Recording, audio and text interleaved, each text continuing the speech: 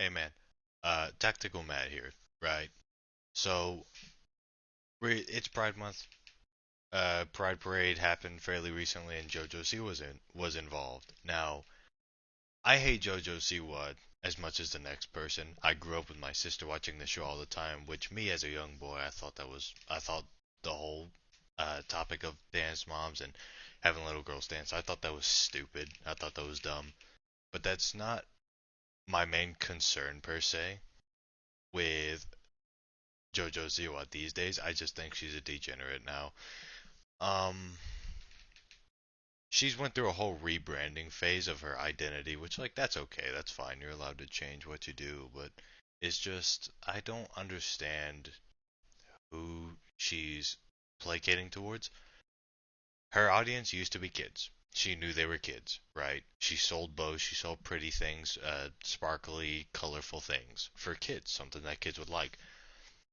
And she rebranded, started looking like a Kiss reject, and I guess she wants LGBTQ plus people to be her demographic now and adults, but she still acts like a child. She acts like she's still mentally 12 years old.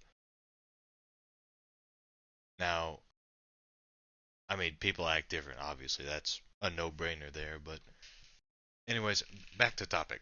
This is unscripted. Um, so she was at this pride parade, right? And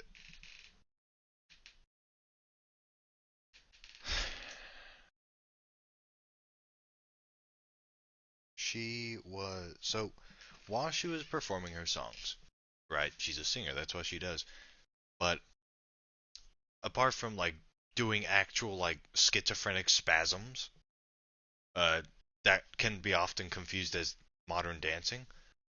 Not that I'm an expert on dancing, but while she's like seizing out, stroking out, tweaking out over there on the stage, she puts her hands like in her bottom, right, and like I guess simulates touching herself. It's so weird, right? Like that's so weird. Why would you do that? It's like it's supposed to be like softcore porn, right? For the people in the audience, that's so strange. Like that's why pride parades have a bad rep, right? And like moving past that, there were apparently children present. At one point during her performance, she acknowledges, "Hey, 6-year old, what's up? You're awesome. You're cool." And then proceeds to sing and dance and do those actions, right? Like that's degenerate. Kids don't need to see that. Kids shouldn't be exposed to things like that at such a young age because then that negatively affects how they grow up, what they see, how they see the world, what their intentions are. Because kids, when they're exposed to things, they're going to grow up wanting to seek out those things as long as it wasn't like an awful traumatic event. And this was a parade, right? So it's bright, there everyone's joyful and happy and smiling. So this kid could potentially uh, grow up and seek out stuff like that. Like, oh man, that Pride Parade was so great. It was so cool. I'd love to, be in this one. It looks super fun. And then they get just driven into this rabbit hole of LGBTQ plus, and eventually that it'll get towards like just the mindset of all the people in the LGBTQ plus. No hate towards them, but the mindset is so loud and boisterous and like they speak, they're proud, they're out there, they're always talking about it, and that's an issue whenever kids are involved because kids are going to see that, man, she's super confident. So really confident people at a really fun location, at a really fun activity, that's something I want to do. That would be cool. So in a way it's changing the course of this kid's life. And I'm not saying that only pride parades or only LGBTQ conventions can change a kid's life. Obviously, other things can.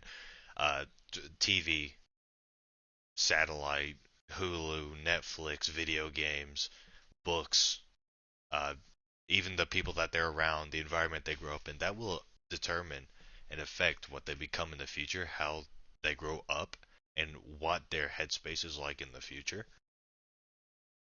But at the same time, most books and media aren't so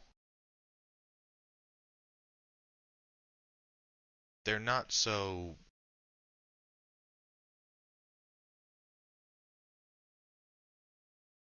problematic, you know? I can't think of the word to describe it. Problematic's not the right word. That's going to ruffle some feathers.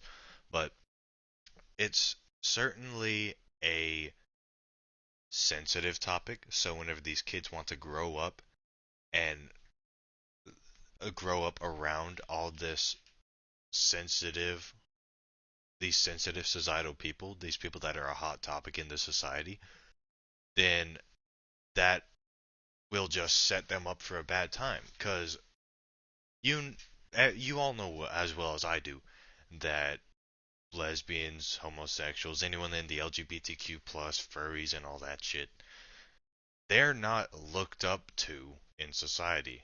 I'm not advocating for them, but they're not. You'd be stupid to say that. No, actually, they're the masters of society. Everyone loves them. Yeah, fuck yeah. Everyone loves furries and gays and stuff.